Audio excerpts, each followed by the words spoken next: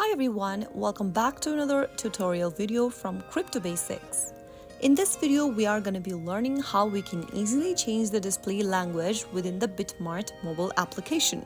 To change your language on Bitmart, first of all, launch open the Bitmart application and make sure that you are logged into your account by entering your account's credentials.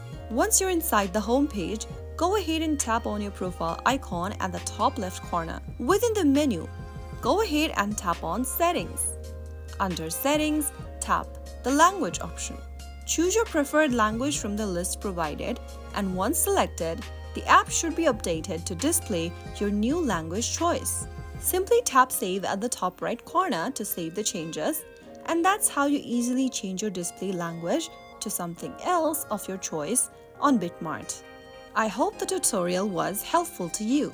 If it was, go ahead and give us a thumbs up. Don't forget to subscribe to the channel by hitting the subscribe button, press the bell icon so that you'll never miss out on another update from us. I will be back again in the next episode. Thank you for watching.